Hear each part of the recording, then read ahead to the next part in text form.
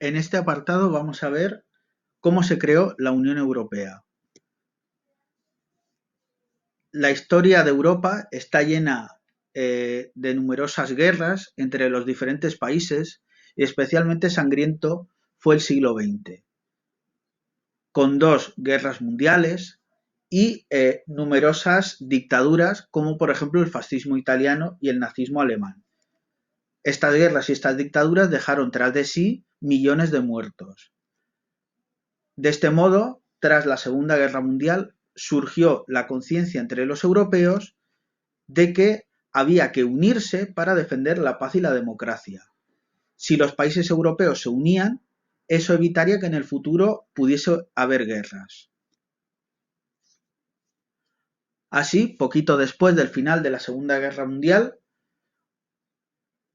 unos poquitos países dieron un primer paso y crearon la llamada CECA, la Comunidad Europea del Carbón y del Acero, en 1951, mediante el Tratado de París. Esta Comunidad Europea del Carbón y del Acero pretendía que esos países, muchos de ellos se habían enfrentado en las guerras mundiales, se pretendía que estos países compartiesen la gestión del carbón y del acero, que eran fundamentales para la industria de guerra. Por lo tanto, si estos países compartían el carbón y el acero, no se declararían la guerra entre ellos. Los 6 países que crearon la CECA fueron Francia, Países Bajos, Bélgica, Luxemburgo, la República Federal de Alemania e Italia. Esta Comunidad Europea del Carbón y del Acero tuvo un gran éxito económico y así en 1957 esos 6 países que habían creado la CECA fundaron la Comunidad Económica Europea en el Tratado de Roma. Este es el origen de la actual Unión Europea. Esta Comunidad Económica Europea establecía un área de libre comercio entre esos países y de libre tránsito entre las personas. Debido a ese éxito económico, en 1973 se produjo la primera ampliación de la Comunidad Europea, con la inclusión de Irlanda, Reino Unido y Dinamarca. En 1981 se unió Grecia. En 1986 España y Portugal. En 1989, debido a la reunificación de Alemania, se incorporó el territorio de la antigua Alemania comunista. En 1995, la Unión Europea se elevó de 12 a 15 países, con la incorporación de Finlandia, Suecia y Austria. En 2004 se produjo la ampliación más importante de la historia de la Unión Europea, con la incorporación de varios países del este de Europa, muchos de ellos antiguos países comunistas: Estonia, Letonia, Lituania, Polonia, Chequia, Eslovaquia, Hungría, Eslovenia y los pequeños países de Malta y Chipre. En 2007 se incorporaron Rumanía y Bulgaria, y en 2013 se produjo la última incorporación hasta la fecha, Croacia.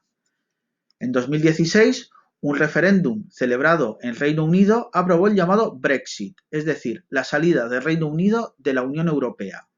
Esta salida se completó el día 1 de enero del año 2020 y convierte al Reino Unido en el único país que ha abandonado la Unión Europea a lo largo de su historia. La integración europea, la creación de la Unión Europea, ha sido un largo proceso a lo largo del tiempo. Como hemos dicho, el origen de la Unión Europea está en el Tratado de Roma de 1957, por el cual se creó la Comunidad Económica Europea y que estaba integrada por los 6 países que habían creado la CECA 6 años antes. En 1992 se firmó el Tratado de Maastricht. Este tratado cambió el nombre de la Comunidad Europea a Unión Europea y se fijaron unos objetivos económicos, por ejemplo, el de la creación de una moneda única. En el Tratado de Ámsterdam de 1997 se dio un paso muy importante en la creación de esa moneda única, que sería el euro. Sin embargo, no todos los países adoptaron esta moneda única. como por ejemplo Suecia o Reino Unido, que mantuvieron sus propias monedas. En el año 2007 se firmó el último gran tratado de la Unión Europea, el Tratado de Lisboa, que es el tratado más importante y que viene a ser algo así como la Constitución de la Unión Europea. Por lo que respecta a las instituciones de la Unión Europea, las más importantes son, en primer lugar, el Consejo Europeo. El Consejo Europeo está integrado por los jefes de gobierno y por los ministros de todos los países miembros. Cuando hay una reunión de alto nivel, se reúnen los presidentes del gobierno o primeros ministros de los 27 países miembros. Si, en cambio, hay que hacer una reunión sobre economía, se reunirán los 27 ministros de Economía de la Unión Europea.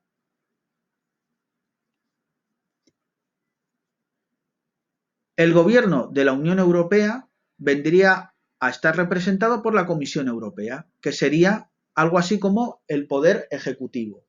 La Comisión Europea está compuesta por un presidente y por los comisarios. Tiene su sede en Bruselas y, como decimos, vendría a ser algo así como el gobierno de la Unión Europea. La actual presidenta de la Comisión Europea es la alemana Ursula von der Leyen. El poder legislativo está representado por el Parlamento Europeo, que es el segundo parlamento democrático más grande del mundo después del de la India.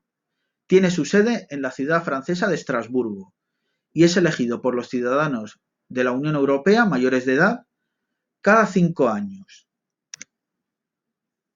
La última institución que representa el poder judicial es el Tribunal de Justicia de la Unión Europea, con sede en Bruselas. Las relaciones entre los diferentes países se regulan a través del llamado derecho internacional, un conjunto de normas y de tratados y de leyes que todos los países se comprometen a respetar. Por ejemplo, un ejemplo de derecho internacional lo tenemos en el Tribunal Internacional de Derechos Humanos, con sede en La Haya, en Holanda, que juzga a aquellos países que han violado los derechos humanos y puede imponerles sanciones. No todos los países tienen el mismo poder. Algunos de ellos tienen más poder que otros y reciben el nombre de potencias. Algunos de ellos llegan a ser superpotencias, como es el caso de Estados Unidos, que es actualmente la gran superpotencia mundial. Sin embargo, en un escalón más bajo hay otros países poderosos que son potencias emergentes o regionales. Son países que tienen un área de influencia en un territorio determinado, por ejemplo, Rusia o China. Por lo que respecta al orden mundial, este ha ido cambiando a lo largo de la historia, ya que las fronteras o las relaciones de poder no siempre han sido las mismas. Por ejemplo, en la segunda mitad del siglo XX, el mundo era bipolar. Es el periodo de lo que se conoce como Guerra Fría, en el que se enfrentaron dos bloques, o dos polos. Por un lado, el bloque capitalista, liderado por Estados Unidos, y por otro lado, el bloque comunista, liderado por la Unión Soviética. A finales del siglo XX se produjo la caída de la Unión Soviética y del bloque comunista, y desde entonces, hasta prácticamente el día de hoy, podemos decir que el mundo ha sido unipolar, ya que únicamente ha habido una gran superpotencia, que es Estados Unidos. Actualmente, sin embargo, se considera que vamos hacia un mundo multipolar, en el que habrá varias potencias nuevamente. Una de las que más está emergiendo es, sin duda, China, con un gran poderío militar y económico, prácticamente igual ya al de Estados Unidos. Las relaciones internacionales se regulan mediante tratados entre los distintos países y después existen organizaciones que se encargan de cumplir estos tratados. Estas organizaciones pueden ser de carácter regional o general. Entre las organizaciones regionales, las más famosas son la Organización de Estados Americanos, en la que están representados todos los países de América, La Liga Árabe, en la que están representados todos los países de lengua árabe del norte de África y de Próximo Oriente. La Unión Africana, en la que están representados todos los países africanos. La Unión Europea, que ya hemos visto lo que es. La OTAN, que es una organización de carácter militar. La Organización del Tratado del Atlántico Norte es una alianza militar en la que están integrados los países del norte de América, Estados Unidos y Canadá, y la mayor parte de los países europeos. En origen, la OTAN se creó para luchar contra la Unión Soviética en la Guerra Fría, pero actualmente tiene otros cometidos, pero sigue siendo una alianza militar. Por último, la Alianza del Sureste Asiático, que es el conjunto de los países de esa zona. La principal organización general es la Organización de las Naciones Unidas, la ONU. En este mapa podemos ver algunas de las principales organizaciones supranacionales de carácter regional. Un ejemplo, la Unión de Naciones Sudamericanas, que tenemos en color naranja. Después de la Segunda Guerra Mundial, se aprobó la creación de un gran organismo internacional, la ONU, con el fin de que los países pudiesen tener un espacio en el que dialogar y poder evitar así posteriores guerras. Gracias, en buena medida, a la ONU, no ha habido una nueva guerra mundial. La ONU se creó mediante el Tratado de San Francisco en 1945 y tiene su sede en Nueva York. Las principales instituciones de la ONU son, en primer lugar, la Secretaría General. El Secretario General de las Naciones Unidas es el principal representante de la organización. Actualmente, el Secretario General de la ONU es el portugués António Guterres. Después tenemos el Consejo General, que es el principal órgano de las Naciones Unidas. El Consejo General está compuesto por unos miembros permanentes y por unos miembros rotatorios, que van cambiando. Los miembros permanentes son 5. Son los 5 países vencedores de la Segunda Guerra Mundial: Estados Unidos, Rusia, China, Reino Unido y Francia.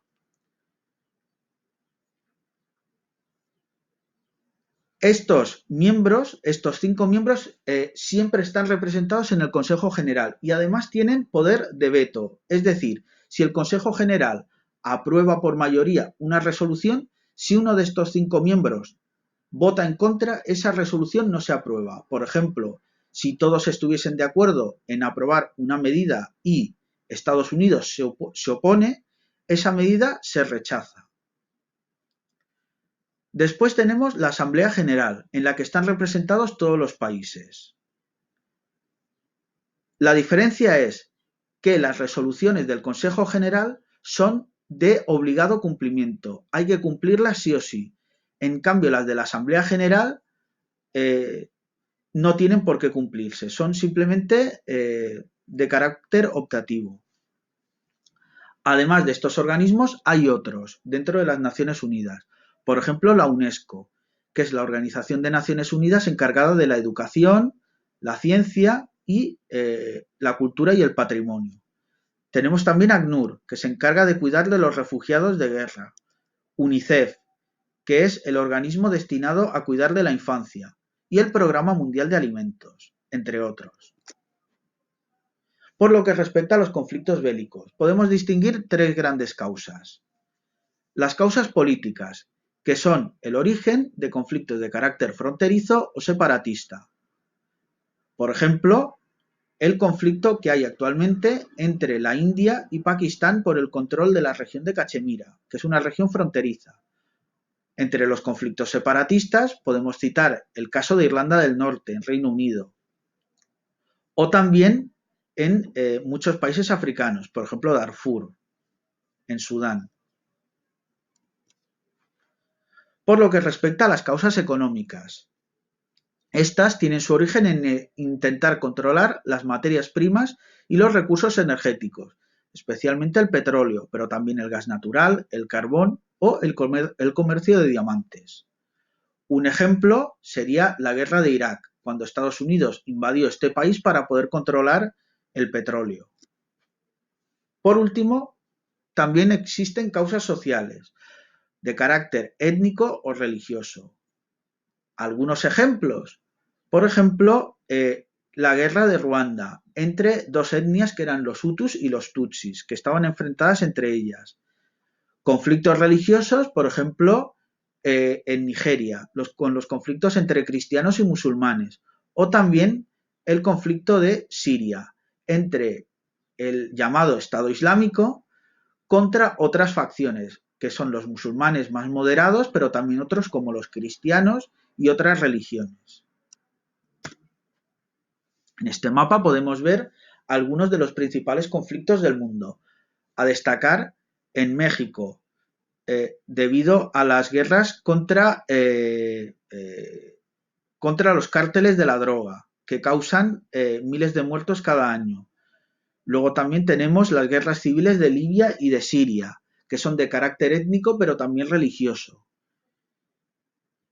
La guerra civil en Yemen también, una de las más sangrientas, y en Afganistán. En este último apartado vamos a ver la presencia internacional de España. Hasta el siglo XIX, España fue una potencia imperial. Controlaba buena parte de América, las Filipinas y tenía territorios también en África y en algunas zonas de Europa. Por ejemplo, el sur de Italia o Países Bajos en algunos momentos pertenecieron a la corona española. Sin embargo, a lo largo del siglo XIX, España perdió lo que le quedaba de su imperio colonial. Y a lo largo del siglo XX, durante la mayor parte del siglo XX, España fue un país neutral y aislacionista, que no se metía en los conflictos internacionales. Así, durante las dos guerras mundiales, España fue neutral. Esto duró hasta la muerte del dictador Francisco Franco en 1975. A partir de ese momento, España empieza a tener más presencia en el escenario internacional y empieza a unirse a otros países, especialmente de carácter democrático. Después de la Segunda Guerra Mundial, España fue marginada de la comunidad internacional debido a que Franco había sido un aliado muy cercano de Hitler y de Mussolini, y el régimen dictatorial español era un régimen fascista. Sin embargo, poco a poco España fue saliendo de este aislamiento internacional, especialmente porque España era un país anticomunista y a Estados Unidos le interesaba tener a España como aliado en la lucha contra la Unión Soviética. Así, en 1955, España pudo ingresar en la ONU. En 1961, España ingresó en la OCDE, la Organización para la Cooperación y el Desarrollo Económico, que es una organización de carácter económico. En 1981 se produjo la entrada de España en la OTAN, en la Alianza Atlántica. Y por último, en 1986, España entró en la Unión Europea, rompiendo así, de forma definitiva, su tradicional política aislacionista.